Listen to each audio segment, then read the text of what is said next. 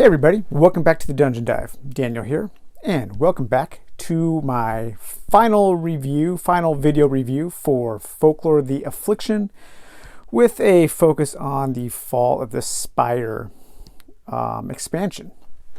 So, I finished up the first story in the new storybook, and after that last episode, after we had gone through the sewers, we made our way up to the street. We were able to take some more town events, or not town events, but settlement places. We were able to use the stores and all of that. And then we had to regroup at the apothecary and go out into the city and search for more clues, kind of like in the very first chapter. And it was a smaller city map, though, only about a half the size. And then we were looking for clues, which finally led us to our final confrontation against the anatomist. And we had to fight him in his dwelling. And the really cool thing was, like, there was actually a couple of different ways throughout the story, throughout the chapter, that you can locate the final room, so you're not just kind of like railroaded into a one path. And I really like that. That's one of the things that I think Folklore does good, is throughout the chapters, throughout the stories, it really does give you the sense that you are exploring this world, because there are often different small paths that you can take. Sure, everything kind of diverges or converges at the end into that final confrontation, but it is that classic kind of like a diamond shaped pathing, where you start in one point, you have some choices, some different ways to go, and then everything kind of converges at the end there. So that's pretty cool. I did finally get to use my blue story marker, but I won't tell you what that was about. And I believe there was a way. Well, in the last episode, I said that there was one story marker in this story that I have not been able to find yet. So pretty cool. Another thing that I found while I was on this last adventure was this Ring of Mercury artifact. Now, the Ring of Mercury is interesting. I think it could have been a lot better, though, or more useful. So it's a Ring of Mercury. It gives you a +1 initiative and a +1 stride. I think the card really should be that you could add one or take away one from your initiative, because you don't always just want to add one.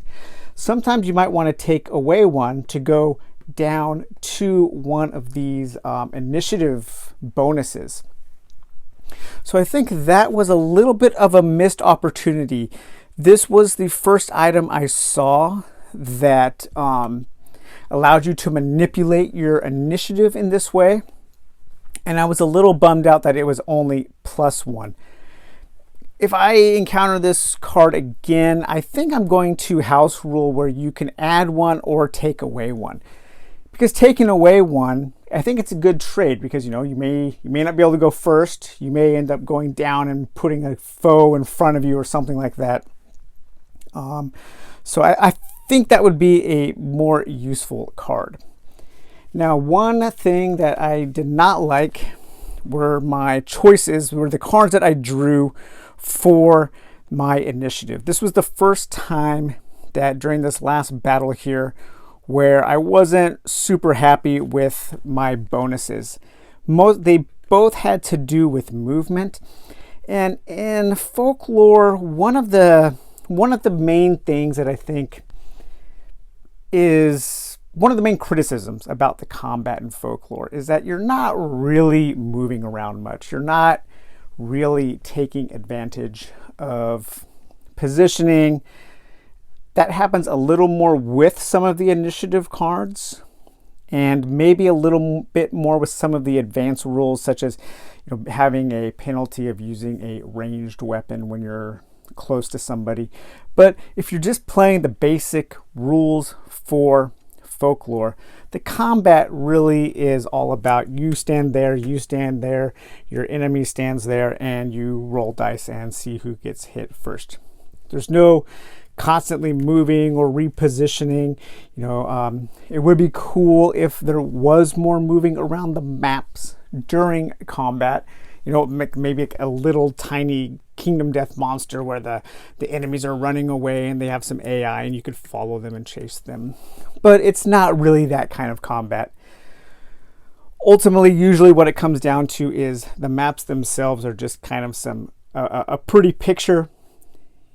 You start at one end, the enemy starts at another end, you meet in the middle, and then you spend X amount of time rolling dice, figuring out who gets hit the most with the most amount of damage to win. But that is probably my most major complaint as far as the mechanisms go. In addition to the kind of the finagling, the finessing you have to do, I think, to get this game really good for only playing with 2 heroes. Like I've said before, some of the initiative track bonuses do make up for some of that. Some of them do not, as I saw with this last encounter here. But overall, I think Folklore the Affliction is a very good game. I really appreciate the kind of different theme it has. The horror, like kind of Victorian, little bit of steampunk. It's like Castlevania setting mixed with like some fantasy. I really like that. I think it's a unique theme, and that goes a long way in making Folklore feel like a different game.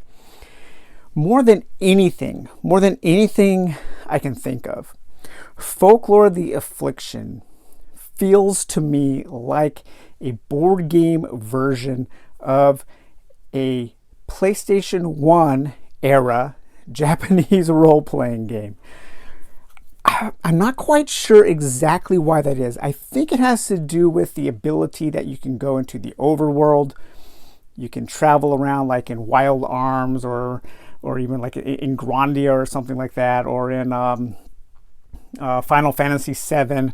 And then you can go into these smaller little like pre-rendered little areas where you can have a more detailed adventure, and how there are different kinds of combat. You have like skirmish combat, and then you have the more strategic map combat, and the way that the items work and the kind of items you get and the characters' powers.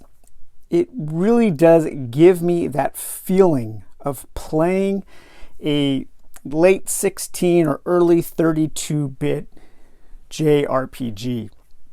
And so in that sense, it's kind of tickling this weird area of nostalgia for me, because that was like my heyday of JRPGs. I love those games from that era. And so while this isn't giving me nostalgia for a board game, it's tickling this weird nostalgia I have for a certain kind of video game, which is kind of odd. But I think that's why I enjoy Folklore so much, and I think that's why I am willing to put in the work when it comes to the bookkeeping, when it comes to all of the little things that I try to remember but inevitably forget, because there are so many little things to remember. I mean, this is just how I ended up with my first story on these like level now 2 characters. So much stuff to keep track of. So many little things you have to do from a turn-to-turn basis. I don't think it's a very good slow questing game, because it's very easy for me, especially, to forget a little bonus or something I was doing from one day to the next. I think it's a better game if you focus on it, on a single story or even a chapter. The chapters are pretty short in these new scenarios, in these new stories, and I kind of like that. I think you could easily get through a whole story in an evening, I think, especially playing solo. But yeah, I do really like Folklore. I have been more down on it in the past, just because of all of the bookkeeping and because of the way that you have to, that I have to kind of fix it to play 2 players. But after playing it this time, it has jumped up in my, on my rankings. I don't know where it is. I'm not saying it's like a top 10 game for me or anything like that, but it is a game that I enjoy immensely now, and I'm really looking forward to playing more of it. What I'm going to do the next time I play is I'm going to take these 2 characters. We finished this story, so now we're kind of in free play mode. So now I can leave the town and I can go out onto the world map, and I can go to, you know, a different town and go to the inn there, and I can pick up another rumor. And then I can go around and do some side questing for a couple of rumors. So the one rumor that I have already is this Death and Decay, which I've gone over, which is I'm out hunting for undead. And then I'm going to just draw one at random here, so you guys can see maybe another example of the kind of rumor you might be able to get. And let's see here. What do we got here? Hunting and Gathering. It's a personal quest. The town of Ostelink is seeking supplies from the forest regions of Krimmel. Can you gather the herbs and natural ingredients that are desperately needed?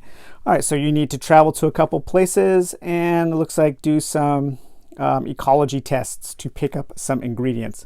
Again, that is such a JRPG style fetch quest for a little town, and again, it makes me feel like I am playing one of those kinds of games. So we're going to be able to go out now onto the world map and do some side questing before we officially tackle the next chapter. So one thing I did want to do in this, to wrap this video review series up, is just show a little bit about how I pack up the game. Sometimes I think reboxings can be more important than unboxings. So what I do is I keep here in this is the farmer bundle. So this was what came with the 1E to 2E updates. It was a Kickstarter, but in here, I keep my like doors and that kind of those bigger map pieces, and these larger circle pieces, which are some of like the afflictions and different things that you can fight if you don't have the miniatures for those. So I keep those in this box. And then on these sheets here, which I've put a piece of cardboard in between each one, I keep my standees. And then I can just kind of like flip through them to find where the standee goes, and I can just put it back onto its punch board. And I'm liking this system quite a bit because I can just pop that Druidess back in there, take her ghost and put her ghost mini right there, and then take my huntress and pop her back in there, and then put her ghost right on there. And then I have a whole sheet of all of my heroes and their ghost forms. And then those will all fit nicely back into this little box. And then I have everything else in the base box. Just gonna have to push this stuff around a little bit. And I have done that by creating some box extenders. And so I took some heavy cardboard and just made the bottom of the box taller, so that way I can put everything in there, and then the top of the box just kind of fits over like that. I got that idea from, well, Escape from Dulce does it. It comes with these box extenders. And then my buddy Dennis does the same thing, and he told me about it. I was like, oh my God, why haven't I thought of that yet?